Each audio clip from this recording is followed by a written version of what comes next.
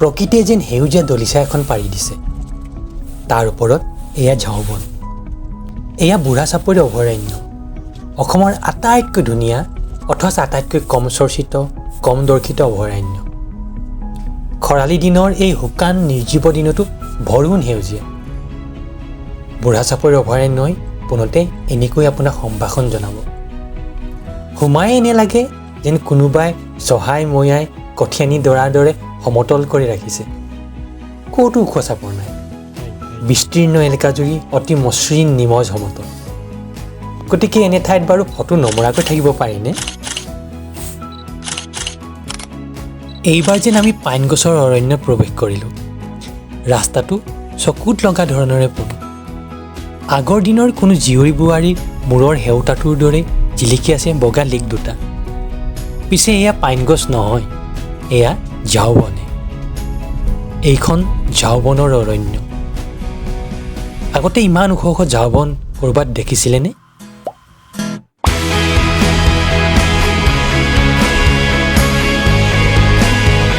ঝাওবনৰ অৰণ্য পাৰ হৈ এইবাৰ আমি প্ৰৱেশ কৰিলোঁ উডলেণ্ডত মানে গেজেপনি মৰা হাবিত আমি যিমানেই গৈ থাকিলোঁ হাবিখন সিমানেই অধিক ডাঠ হৈ আহিল অৱশ্যে হাবিখন ইয়াতকৈ অধিক ডাঠ আছিল ৰাস্তাৰো বিশেষ অৱস্থিতি নাছিল সেই সময়ত খুব মনোযোগেৰে গাড়ী চলোৱাৰ বাবে ভিডিঅ' ল'বলৈ নহ'ল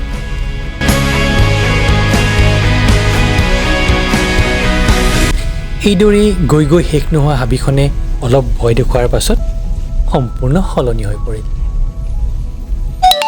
আৰম্ভ হ'ল আমাৰ ট্ৰেকিং চকুৰ সন্মুখত মনৰ কল্পনাই বিচাৰি থকা জগতখন এখন অতি ধুনীয়া অতি মোহনীয়া হাবি সেই ৰামায়ণ মহাভাৰতত বৰ্ণিত অৰণ্যসমূহৰ দৰেই কোনোবাই যেন গছবোৰ শাৰী শাৰীকৈ ৰুই থৈছে তলখনো খুব চাফা ক'তো অপতৃণ এজোপাও নাই খোজত শুকান পাতৰ শব্দ এই অভয়াৰণ্যখনৰ আটাইতকৈ ভাল লগা কথাটো হ'ল ইয়াৰ কেতবোৰ সুৰক্ষিত তথা নিৰাপদ স্থানত ট্ৰেকিং কৰাৰ সুবিধা দিয়ে লগত বন্দুকধাৰী বনৰক্ষীয়ে গাইড তথা সুৰক্ষা দিয়ে আচলতে লাওখোৱা আৰু বুঢ়া চাপৰি এই দুইখন অভয়াৰণ্য গাতে গা লাগি আছে মাত্ৰ হুঁটি এটাই দুইখনকে পৃথক কৰিছে বনকৰ্মীসকলে জনোৱা মতে দিনৰ ভাগত বন্যপ্ৰাণীবোৰ বুঢ়া চাপৰিৰ পৰা লাওখোৱালৈ গুচি যায় সন্ধিয়া উভতি আহে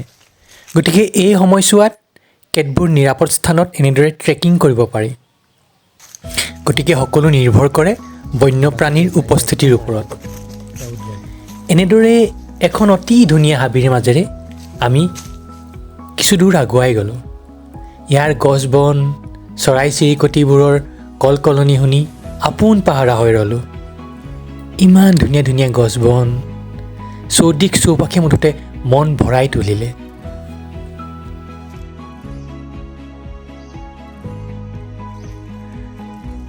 পুনৰাই এটা কথা স্পষ্ট কৰি দিওঁ এয়া ক'ৰ এৰিয়া নহয় বনকৰ্মী গাইড সুৰক্ষা তথা তত্বাৱধানত আমি এনেদৰে কিছু দূৰ আগবাঢ়িলোঁ এনেদৰে কিছু সুৰক্ষিত আৰু নিৰাপদ স্থানতহে গাড়ীৰ পৰা নামিব পাৰি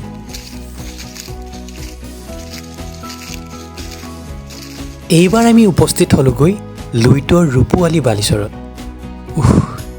ইয়াৰ সৌন্দৰ্য ব্যাখ্যা কৰিবলৈ কোনো ভাষা বিচাৰি পোৱা নাই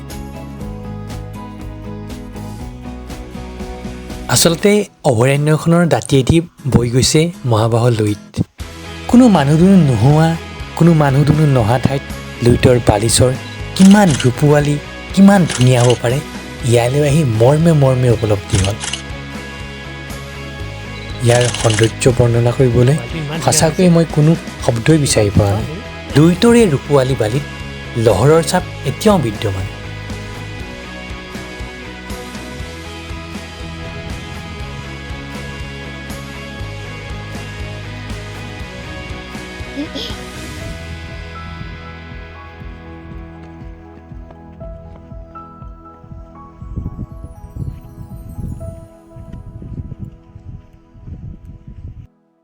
এইকেইদিন অসমৰ মানুহ বহুত গোৱালৈ গৈছে গোৱাতকৈ ধুনীয়া জেগা টকা দেখুৱাইছোঁ মই গোৱাৰ পিছতকৈ বেছি ধুনীয়া চাৰিওফালে বালি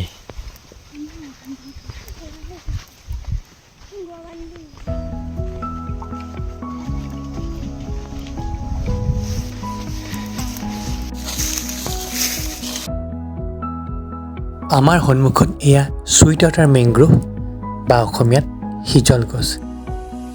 এয়া সম্পূৰ্ণৰূপে হিজল গছৰ অৰণ্য। এই গছজোপাৰ বিশেষত্ব হ'ল যে ই বান নিয়ন্ত্ৰণত বিশেষভাৱে সহায় কৰে।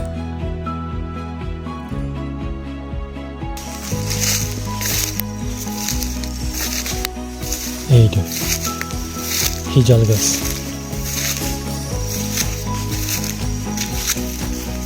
ইমান ধুনীয়া গছ।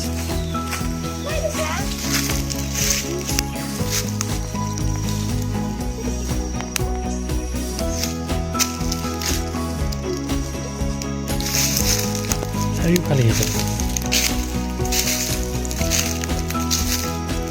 ৰ'বা যিটো পোক নুচুবা দিয়া। কি বাৰু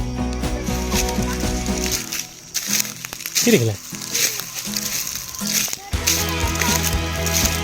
চুই নিদিবা।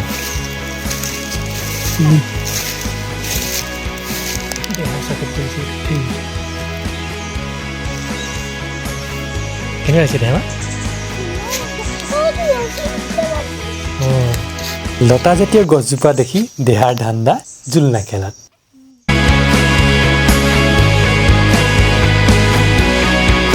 এইবাৰ আমি আগবাঢ়িলোঁ গ্ৰাছলেণ্ডৰ মাজেৰে।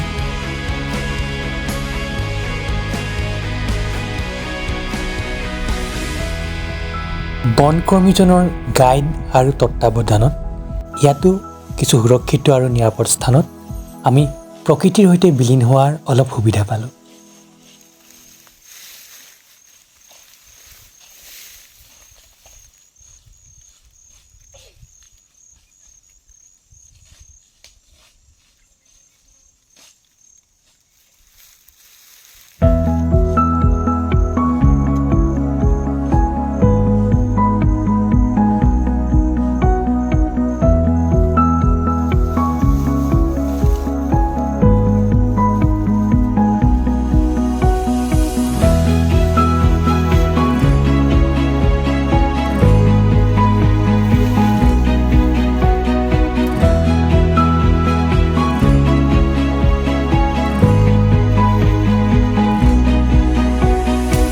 যে চাৰিওফালে যিবোৰ গছ দেখিছে সেই আটাইবোৰ হ'ল বগৰী গছ।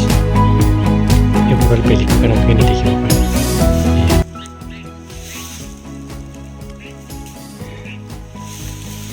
এয়া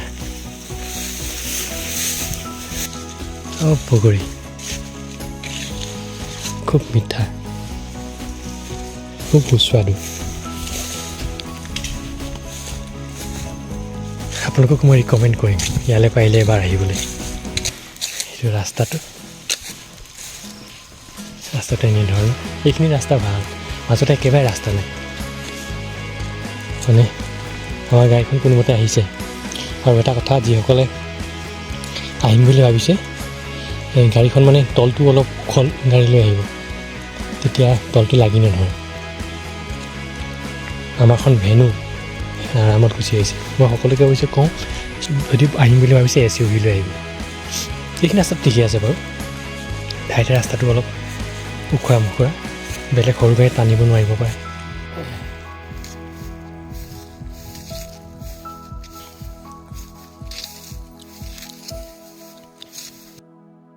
অৱশ্যে এটা কথা উল্লেখ কৰিবলৈ থাকি গৈছিল, ইয়ালৈ আহিবলৈ হ'লে নিজৰ গাড়ী লৈ আহিব লাগিব। যিটো অভয়াৰণ্যখনৰ আন্তঃগাঁথনি 3 চালকীয়া, অভয়াৰণ্য কৰ্তৃপক্ষ বা বন বিভাগৰ ফালৰ পৰা ইয়াত প্ৰৱেশ কৰিবলৈ কোনো গাড়ী যোগান নধৰে।